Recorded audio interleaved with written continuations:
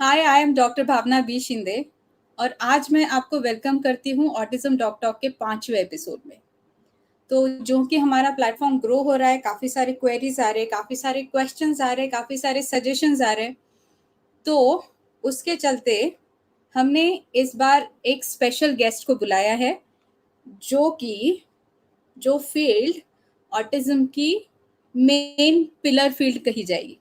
But उससे पहले मुझे आपको कुछ कंपलसरी डिस्क्लेमर्स दिखाने हैं। Yes,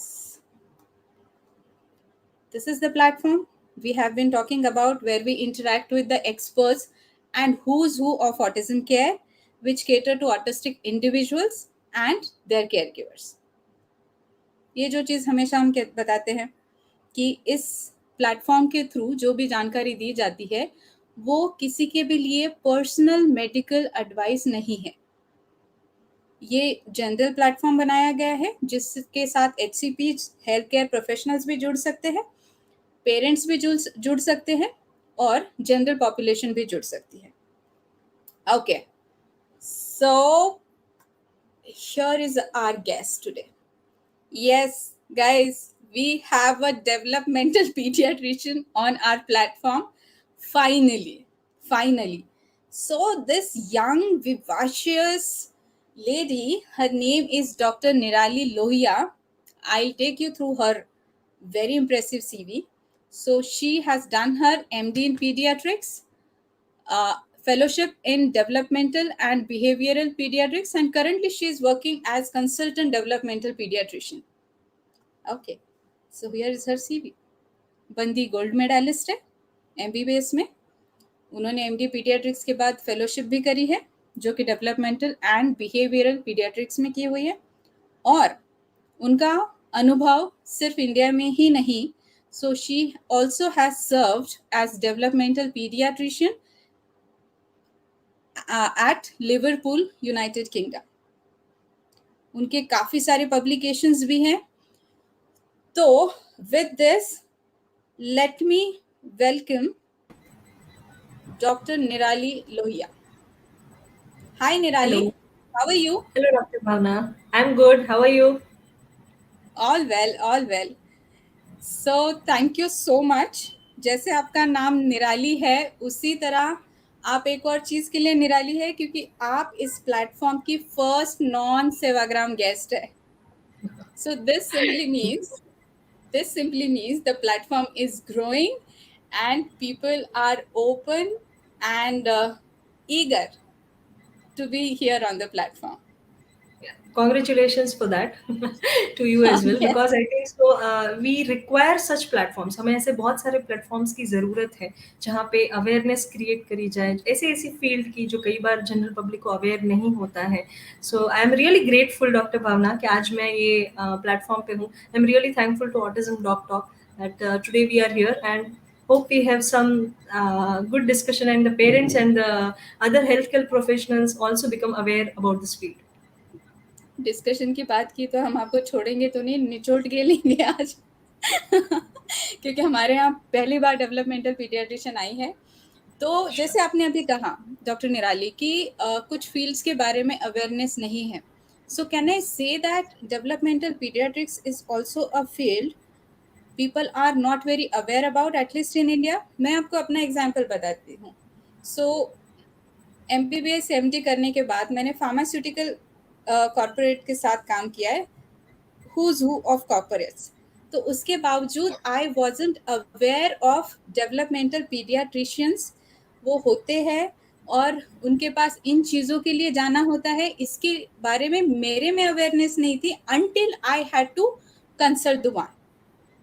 तो मुझे यही आपसे पूछना है और आपके ज़रिए शायद लोगों तक ये जानकारी पहुंच सके क्योंकि developmental paediatricians are crucial in autism care.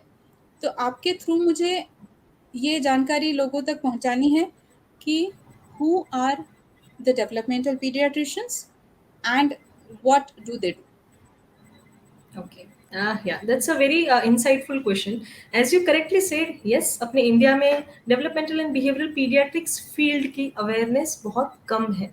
Usually developmental and behavioural paediatrician वो होते हैं जो बच्चे के डेवलपमेंटल माइलस्टोन्स, जो भी developmental milestone from 0 to 18 years of age होते हैं, उनको जब वो देखते हैं, along with that they also see the behavior of the child। Okay, so जब कोई भी मेंटल माइलस्टोन्स या मोटर माइलस्टोन्स, चलना फिरना बोलना दौड़ना, बच्चों में मिक्स होना, या फिर बिहेवियर जैसे कंसर्न, जिद्दीपना होना, चिड़चिड़ करना, स्कूल में कोई प्रॉब्लम्स होती है पढ़ने लिखने में, so this are all the concerns which a developmental and behavioural paediatrician see. So awareness कम होने की वजह से कई बार हाँ डॉक्टर के पास सही समय पे पेशेंट नहीं पहुंच पाता, थोड़ा लेट डायग्नोसिस होता है। But now as the field is growing, as the stalwarts of the field are also creating a good picture in the field, I think so अभी awareness काफी बढ़ गया है, लोग भी अभी काफी अवेयर हुए हैं। एंड आप लोग जैसे लोग तो है ही जो आजकल यूट्यूब पे ये सब चीजें कर रहे हैं to create the general public awareness. So I am really happy, it will definitely within a decade this field will be having good recognition। Yes and hopefully so. जो डायग्नोसिस मिस हो जा रहे हैं अब तक society में, specially हमारे area में, तो वो डायग्नोसिस भी शायद हो पाए और बच्चे जल्द से जल्द केयर के साथ जुड़ सके। तो development to understand it in a depth, developmental paediatricians क्या करते हैं? मतलब अगर कोई बच्चा डेवलपमेंटल पीडियाट्रिशियन के पास जाता है तो वो क्या करते हैं? Yes. So suppose a patient is coming into my OPD, suppose 2-3 साल का बच्चा है and they are saying हमारा बच्चा बात नहीं करता है।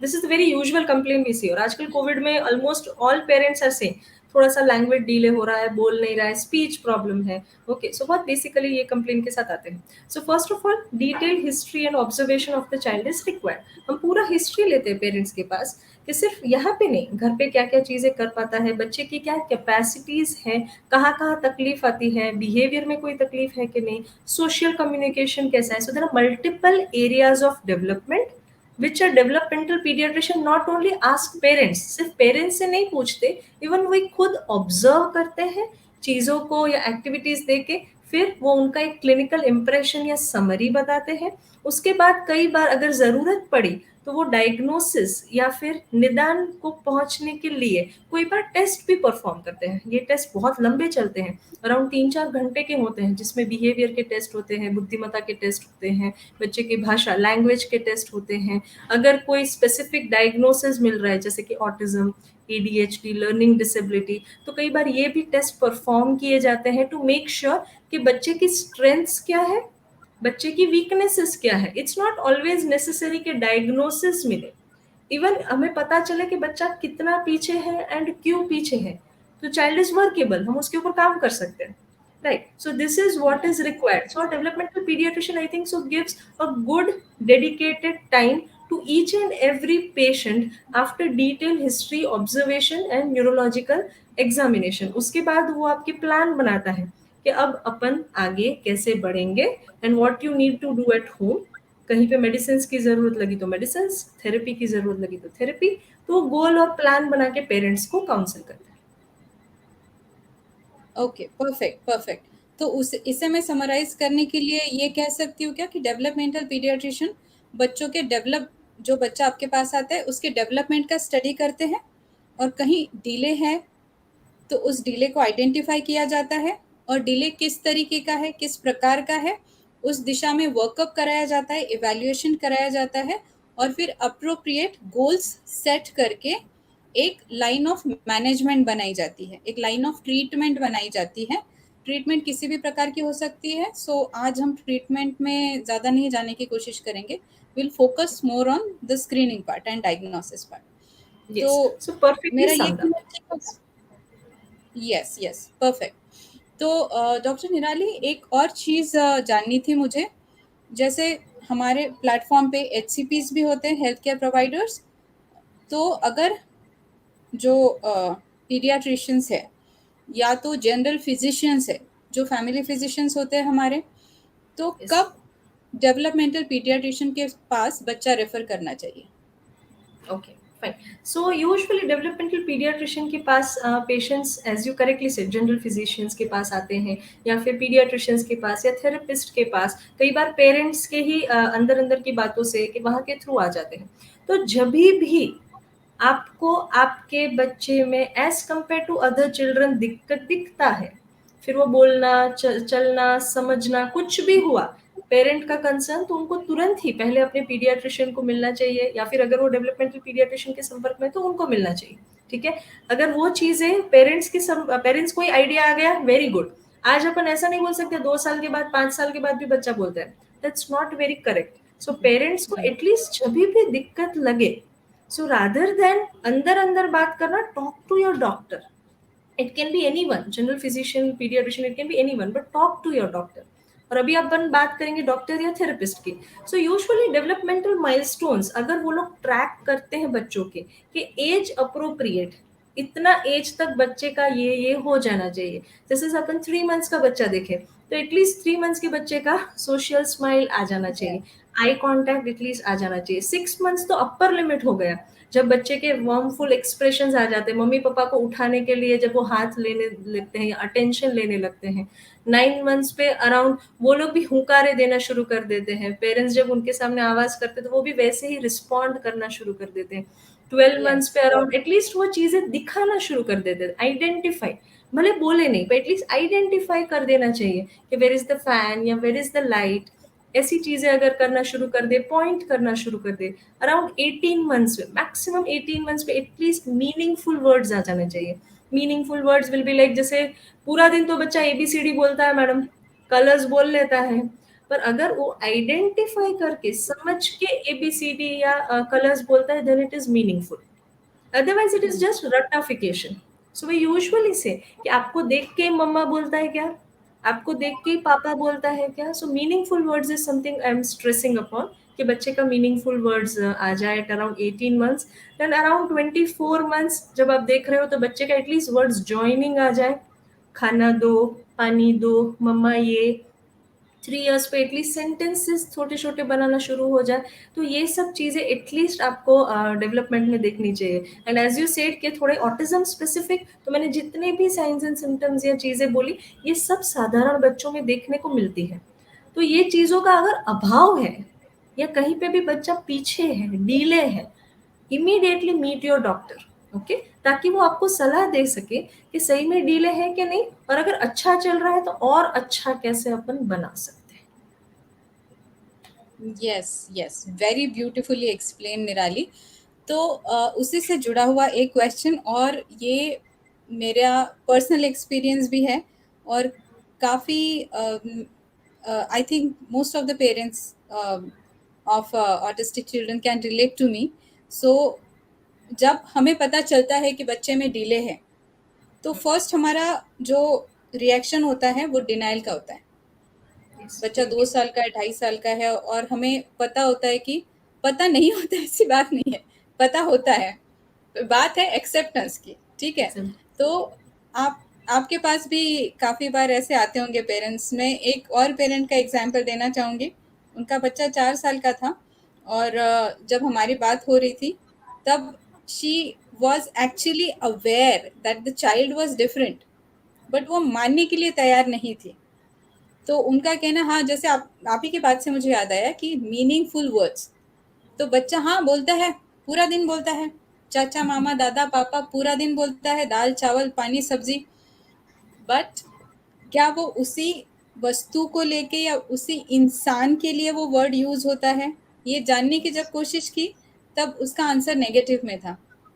तो आप कुछ आपके एक्सपीरियंस में ऐसे कोई केसेस बता सकती है, ताकि जो पेरेंट्स अभी भी डायलेमा में हैं कि मैं जाऊं या नहीं डॉक्टर के पास। क्योंकि see, the very first reason why parents hesitate to approach doctor is stigma. Stigma, denial तो है ही है, बट स्टिग्मा, तो क्या कहेंगे लोग, लोग कहेंगे मेरा बच्चा ऐसा है वैसा है। तो उनके, एक तो मुझे आपसे आपके क्लिनिकल एक्सपीरियंस जानना है, जो जिस तरीके का केस मैंने अभी बताया है, और ऐसे पेरेंट्स के साथ आप कैसे डील करती हैं।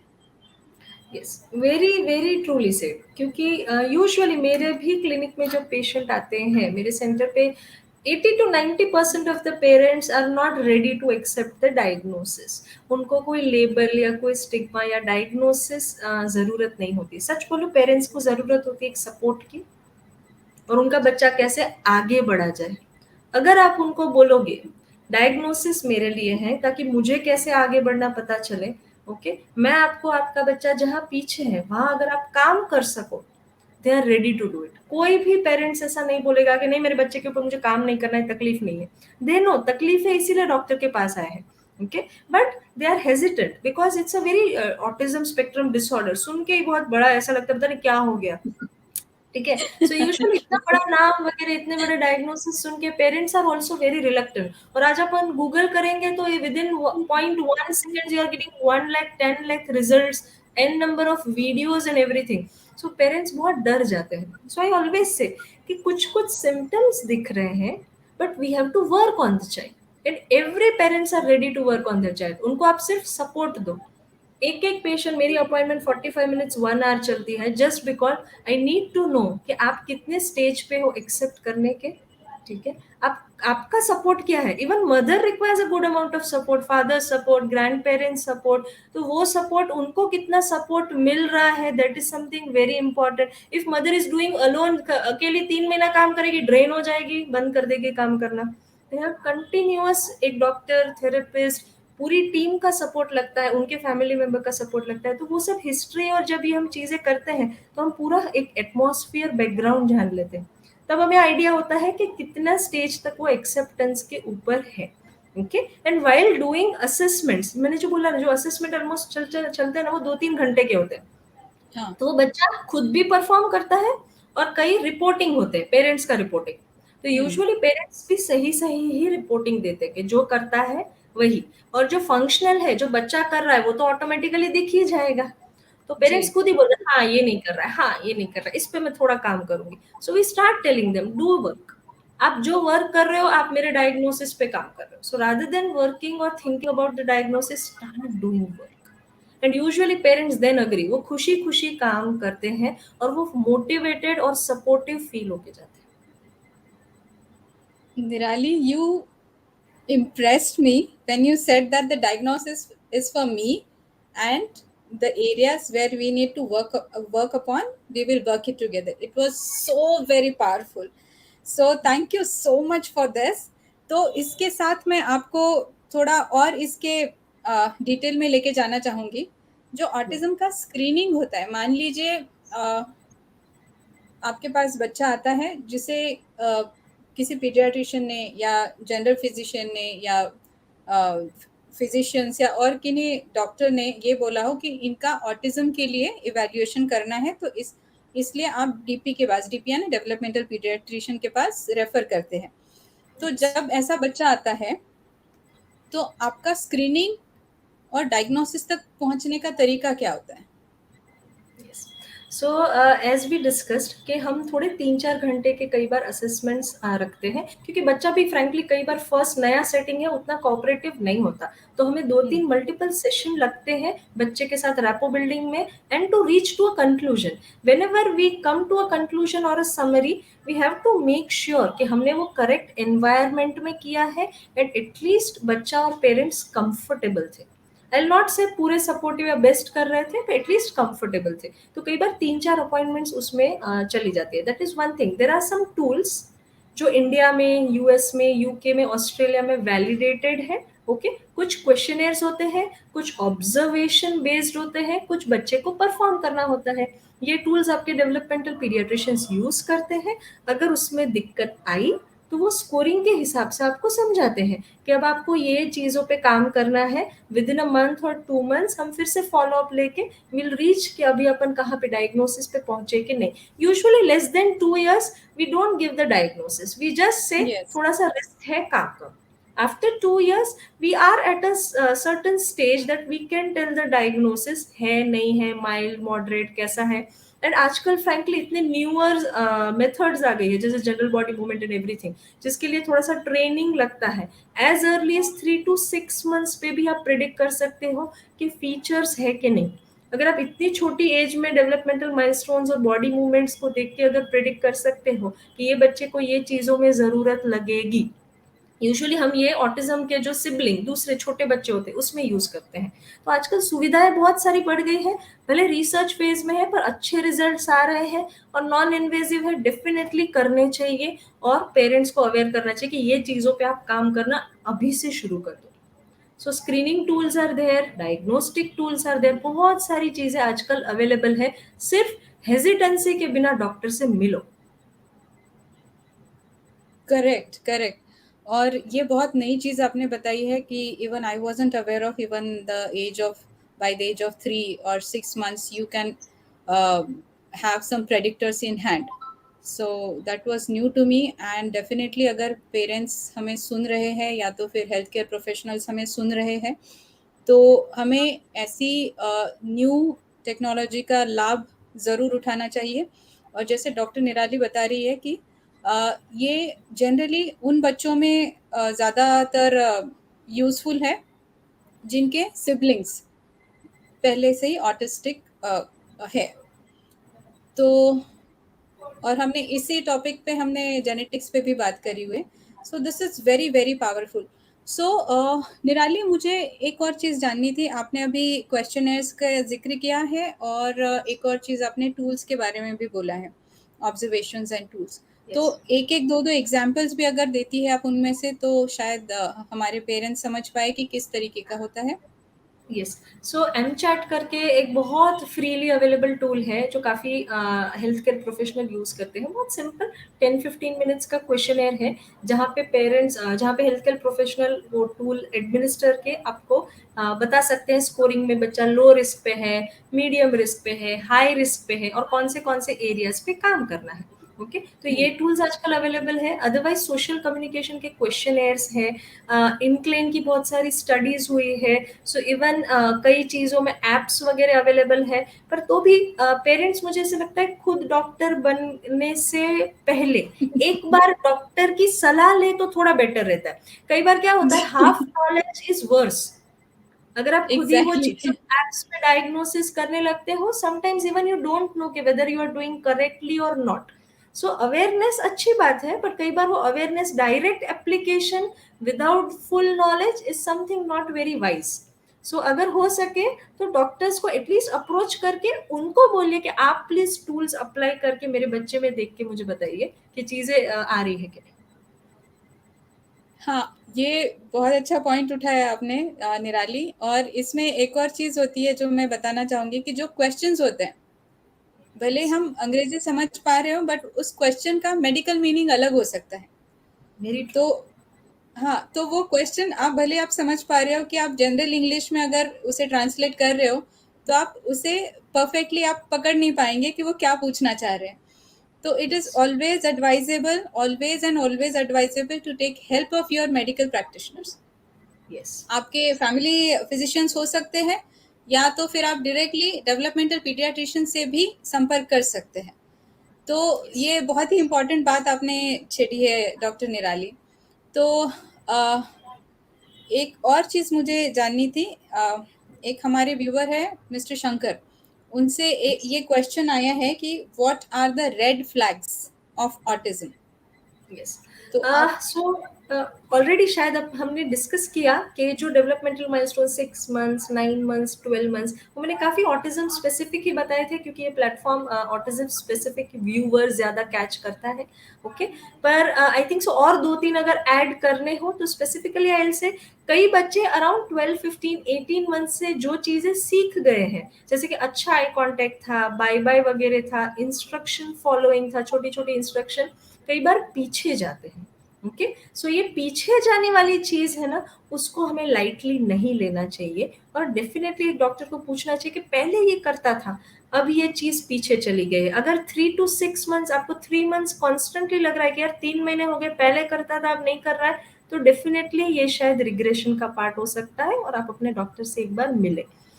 कभी भी लैंग्वेज रिग्रेशन या सोशल माइलस्टोन का रिग्रेशन ठीक बात नहीं है। एक डॉक्टर की सलाह लेके जानिए कि मेरा बच्चा क्यों पीछे गया है और इसमें कोई तकलीफ है कि क्या करना है। और बाकी के ऑलरेडी अपने जो बात हुई है, I think so we have already answered the question, but yes, you can always share my email ID if they have further queries. Definitely, definitely हमारा एट द एंड और जो डिस्क्रिप्शन बॉक्स में भी मैं आपका ईमेल आईडी ज़रूर दूंगी। सो निराली, जैसे आपने बताया सोशल माइलस्टोन, तो इसमें थोड़ा सा डिटेल्स आप देंगी?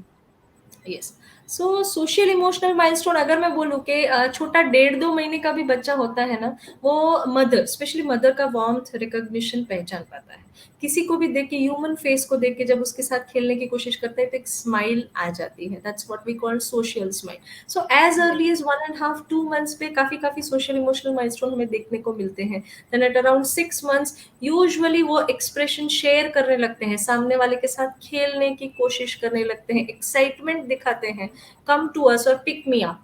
अराउंड 9-10 मंथ्स पे तो वो आपके साथ ही घू घू कंटिन्यूसली आवाजें शुरू कर देते हैं, बैबलिंग शुरू कर देते हैं।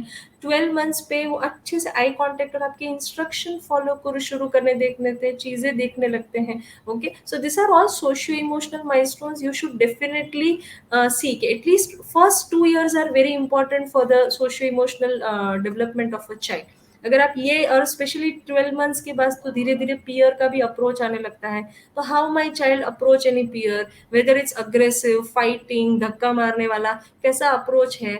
सो यूजुअली 11-12 मंथ्स पे इतना आइडिया नहीं आता, पर 18-24 मंथ्स पे आपको अप्रोच का भी आइडिया आ जाता है कि बच्चा कैसे अप्रोच कर रहा है, ऑब्जर्व कर रहा है, कंपनी एंजॉय कर रहा है या मिक्स होने की ट्राई कर रहा है। सो ये social emotional milestones are very important, क्योंकि ये साधारण बच्चों के हिसाब से ऑटिज्म के बच्चों में इन चीज की अभाव या थोड़ी सी कमी होती है।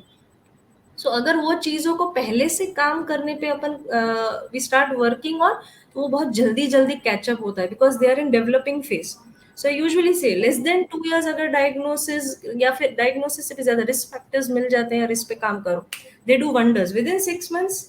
बहुत अच्छा कर लेते हैं, कैचअप अच्छा करते हैं। यस, यस, जिससे हम early diagnosis and early intervention, even we forget the part diagnosis, but early intervention would definitely help.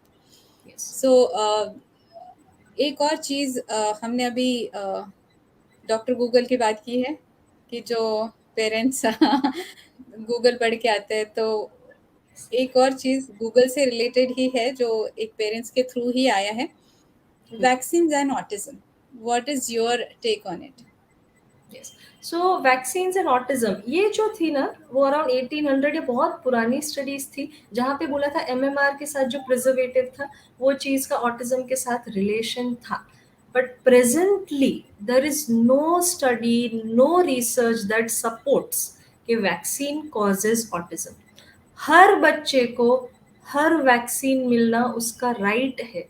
So never never never कोई भी वैक्सीन के साथ आप सोच के ऑटिज्म का या एडीएचडी, बहुत सारे पेरेंट्स बोलते हैं मैडम हम वैक्सीन नहीं देने वाले। So this is not correct, you should definitely give vaccine to your baby, because it is not connected to your vaccination वाला एमएमआर या कोई दूसरी वैक्सीनेशन। ओके, जैसे बच्चा ग्रो हो रहा है वैसे हर वैक्सीन दीजिए, कोई प्रॉब्लम नहीं। अच्छा, मतलब इंडिया में भी लोग ये इस चीज़ के साथ आते हैं कि हम वैक्सीन नहीं लेंगे, बहुत बहुत बच्चों को सारे यस यस, बहुत सारे पेरेंट्स आते हैं आजकल MMR OMG. With autism, even MMR with ADHD के साथ भी कई पेरेंट्स ने कोरिलेशन देखा है। See, Google is something, it helps you, आपको काफी चीजें ऑथेंटिक इन्फॉर्मेशन मिल जाती है। इवन बीइंग अ डॉक्टर मुझे भी बहुत सारी ऑथेंटिक इन्फॉर्मेशन मिलती है, पर अनऑथेंटिक इन्फॉर्मेशन बहुत ज्यादा है as compare to authentic information. कोई भी आज अगर चाहे तो गूगल पे कुछ भी पोस्ट कर सकता है। So you have to be very sure, take with pinch of salt आप जो पढ़ रहे हो, वेदर वो रिलायबल है कि नहीं रिलायबल है। ओके, इनफैक्ट आपके पीडियाट्रिशियन जो इतने साल पढ़े लिखे हैं, वो ऑब्वियसली आपको सही सलाह दे पाएंगे कि वैक्सीन क्या और इन चीजों का क्या रिलेशन है। देन गूगल, ऑफ या कोर्स, ऑफ कोर्स। सो जैसे आपने ये बात बहुत अच्छे से बताई है, there are some authentic sources and there are some not authentic many sources. Unauthentic sources. Yes. Yes, yes.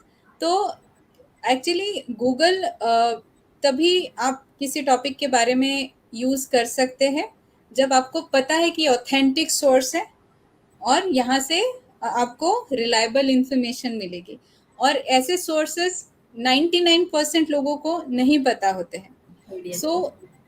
Yes, it is better. Your doctor always and always knows much more than what Google actually tells you.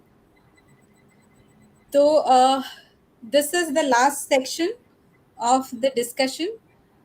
Doctor निराली, मुझे आपसे ये जानना है कि आपको अगर health care providers को कोई मैसेज देना हो इस प्लेटफॉर्म के थ्रू, वो क्या होगा? सच बोल तो बहुत सारे मैसेजेस हैं we can take an entire session on that okay पर हेल्थ केयर प्रोवाइडर्स के लिए भी मेरे यही एक छोटा सा टिप है कि rather than wait we should actively pick up those kids, especially with this covid ongoing pandemic. Behavioral issues are on bad rise, और कई बार मेरे पास पेशेंट 6-8 साल पे 9-10 साल पे 12-13 साल पे आते हैं विद अलग अलग एंजाइटी कंप्लेन्स या फियर नॉट मिक्सिंग की कंप्लेन्स, शाई की कंप्लेन्स. तो इससे अच्छा अगर छोटी बचपन की एज में ही अपन पकड़ ले and take every milestone bit seriously and here what the parents are saying, it helps. ज्यादातर usually health care professional parents की कंसर्न को बहुत सीरियसली लेते हैं, पर बहुत बिजी ओपीडी की वजह से कोई बार चीजें नजरअंदाज हो जाती है. सो कभी भी यस, कंसर्न लगे, so they can directly talk with any doctor who is working in this field exclusively, always helps. तो आई थिंक सो जल्दी पकड़ना ताकि जल्दी काम कर सके, that is the key to success. Awareness से भी ज्यादा now early to pick up, early diagnosis and early intervention should be our path. क्योंकि आजकल ऑटिज्म ओवरऑल गूगल ने भी अभी पकड़ना शुरू कर दिया है. बट अगर पूरा प्रोग्राम तरीके से, प्लान तरीके से अगर बच्चों के ऊपर काम किया जाए, I am very sure they all do wonders, they really do wonders. So health care professional को just one simple tip, listening to parents concern, early pickup, early referral and early intervention. yes, that's very empowering, and I hope this is going to help the healthcare providers listening to us. Now, at the same time, what kind of message would you like to pass on to the autism caregivers, जिसमें parents भी आते हैं और grandparents भी आएंगे? Yes, autism care givers के लिए सबसे पहले मेरा यही बोलना है कि see in whatever direction you are working, take support from everyone around you, along with hmm. doctors, along with therapists, along with the family. You are not alone. आपको वो चीज एकदम दिमाग में रखनी है. If you will feel alone, अगर आप भी अपनी बातें एक्सप्रेस नहीं कर पाओगे या आप ही अगर डिमोटिवेटेड हो, सो नहीं पा रहे हो, खाना नहीं खा पा रहे हो, तो आप बच्चे के ऊपर काम नहीं कर पाओगे.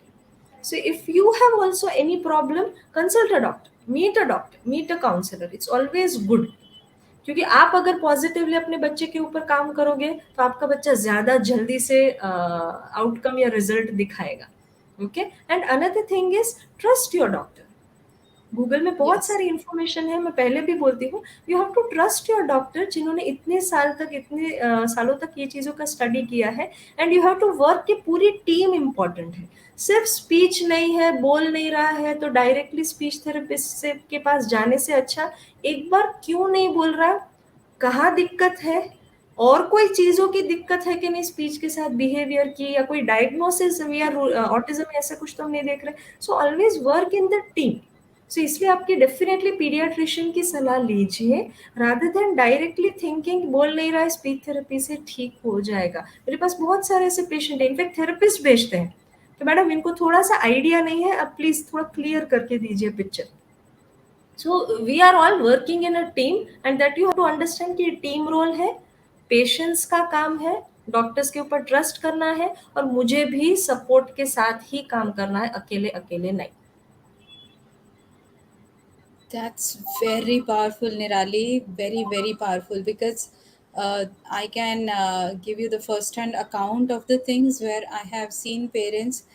Those मतलब इसमें किसी का दोष नहीं है, इसमें कोई सही गलत की बात नहीं है. मैं बस ये बताना चाह रही हूँ कि पेरेंट्स काफ़ी बार ओपन अप नहीं हो पाते. अलग-अलग हेल्प लोगों से या एक्सपर्ट से, थेरेपिस्ट से हेल्प नहीं लेते हैं, ये सोच के कि कहीं इन्हें पता ना चल जाए मेरे बच्चे के बारे में. जो स्टिग्मा एसोसिएटेड है, बहुत गंदा सा स्टिग्मा एसोसिएटेड है, तो उसे ब्रेक करने की ज़रूरत है, क्योंकि ultimately this is going to help your child if you keep on taking help from the experts, from the therapist, from the doctors, from the people around you. तो बिना ये सोचे कि लोग क्या सोचेंगे, बेटर है कि आप हेल्प ले, because this will help your child. So that was very powerful, Nirali. And now I understood why developmental pediatricians are called as the main pillar in autism care. We got to know this today from you, and thank you so much. Even I am impressed with not only your CV but the way you explained it. It was perfect. It was Thank you so perfect. much. Thank you so much. आपके कोई closing remarks? Nothing seriously, आप लोग सिर्फ every parents be motivated, feel free to contact, just work in the proper direction. Okay, things will be good. Your child is already normal, so normal abnormal का सब छोड़ के अपने बच्चे के ऊपर काम करो. That's all, nothing else. Okay. And it was Thank you so really much. lovely from you as well, Dr. Bhavna, to receive such good comments and to be on this platform. And I really hope कि ये चीज़ें, ये जो platform है, ये दूसरे लोगों को भी help करे और आगे बढ़े. Thank you so much. कोशिश हमारी यही रहेगी. Thank you and wish you very all the best, Nirali. Thank Thank you you so so much. Much. Thank you so much. Okay. Thank